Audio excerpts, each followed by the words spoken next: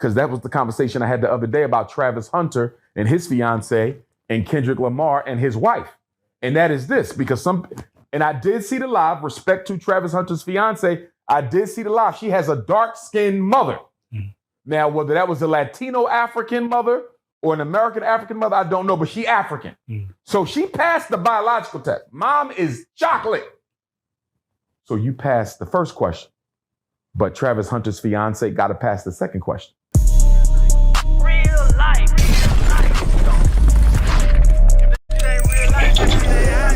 It ain't real life.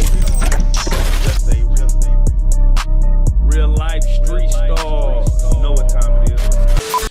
Well, my opinion on that has always been black men are scared. Once you get to a level like you, once you get to a level where you're at and you can command a crowd or money or wherever you want, it starts to change how they want the things. So the information that they was given is no longer important to, because now they have access to the things. So they scared to lose now they can get the women that they actually wanted before they started talking all the good information. Now they can get the jewelry. Now they can have access to the different events and places that they couldn't go before. Nobody actually cared about what they were talking about. Have you ever read a small little book, any of you, or heard the audio book? It's a small book written by a Caucasian from England very long time ago, and it's called As a Man Thinketh. You familiar with it? I recommend that all y'all read As a Man Thinketh. It might take you an hour to read it. It's a small book. You can get the PDF free online. It's one of my favorite books. They actually introduced me to it in the Garvey movement. The elders would make me read it. And As a Man Thinketh, he's talking about control, mind control. And he says, the situation never makes the man.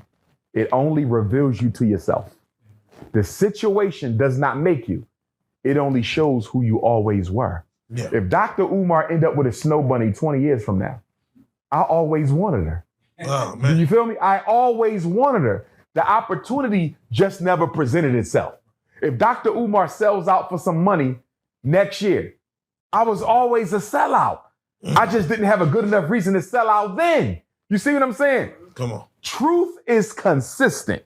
If you are about what you claim to be about, 20 years, 30 years, 40 years, you don't change. If you change, you were never real to begin with. So I don't look at money as changing nobody. Right. You was already a sellout waiting to happen. Hey, message.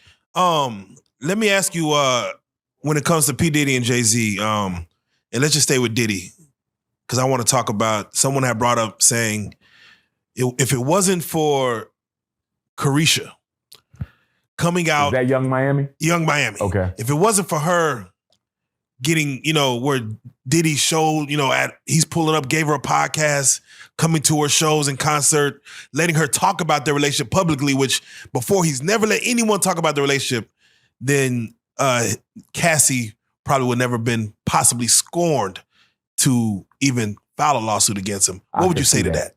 I could definitely see that. I could see a possibility where Cassie, out of jealousy, envy, or rage, decided to come forward because she felt Young Miami was being treated better than she was. I could see that. But you know what I could see more than that? I could see her white husband telling her, you better go get that money. No. Because we ain't living rich over here. And you got a whole blackmail case on this man. A button you ain't push, you gonna push it. I think her white husband sent her after Diddy to bring back the cheese. Yeah. So how should we be treating the mixed woman?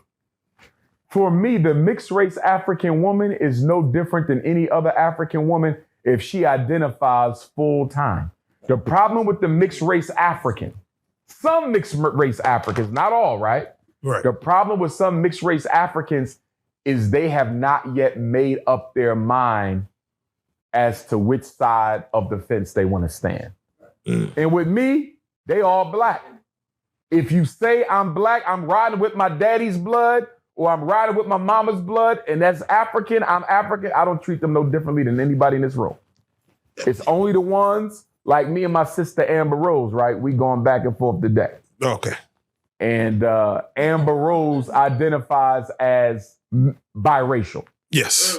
which to me means I don't want to be black. Correct. So until she re-Africanizes herself, she's a snow bunny. So is it the Rosa Parks effect? Because like if you black in the back of the bus, but if you white, you can sit up here with us. So you feel like some of them don't want to actually go to the back of the bus? Here's the problem. Correct. Here's the problem. And I sympathize with the mixed race African because your mother and father, out of their own selfishness, mixed race parents of an interracial parents are selfish. Wow. You're selfish. Okay. Because you are God and you putting your seed in the devil, or you are God and you letting the devil put his seed in you. One way or the other. And this child is going to grow up being split, right? Yes. With the DNA of the two most polarizing racial groups on the planet Earth. Yeah. It ain't like an Asian, a Chinese married an Indian. It ain't like a Latino married a Native American. An African married a slave master. It's completely different. And so that child has to navigate this complex political world where I'm half black, half white. Black people don't trust me, and white people will never accept me.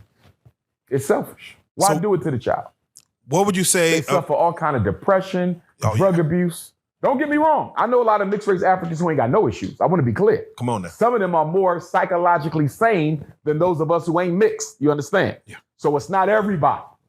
But my mission to the mixed race brothers and sisters is to know that if you are ready to be African full time, Dr. Umar and Team Pan African will accept you with no issues.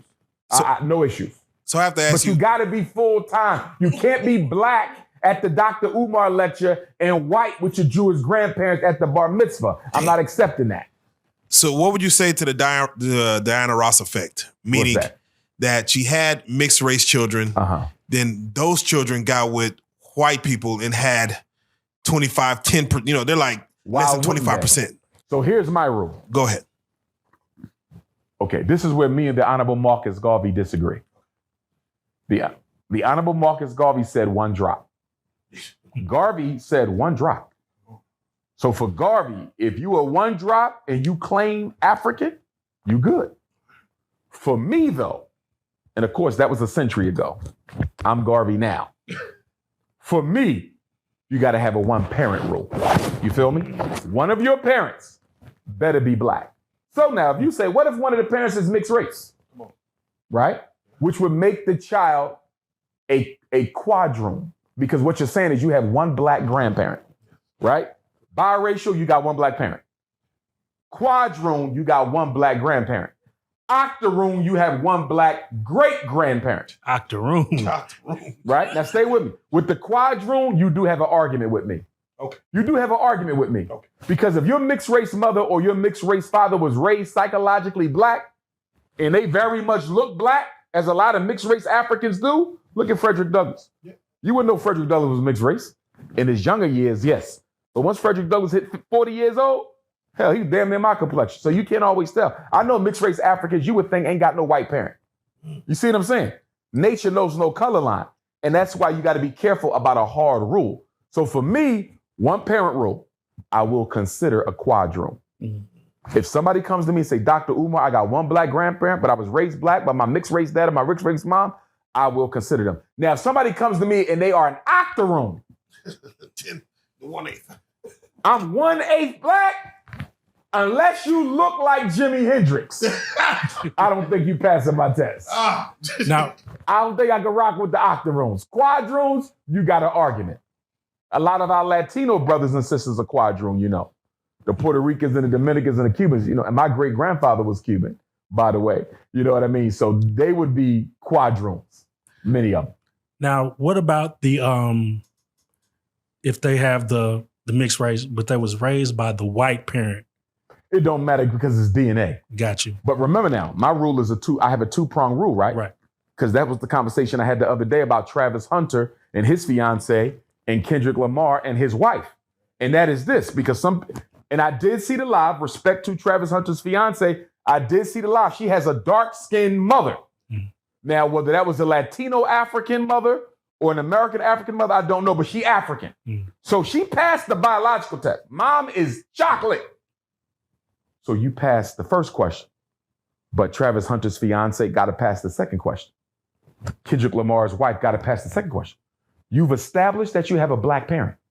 Now establish to me that you identify full-time as black yourself. Do y'all see that? Mm. It's not enough to have a black parent. You got to identify as black full-time. And if you don't, you're not a mixed race African. You a mixed race snow bunny.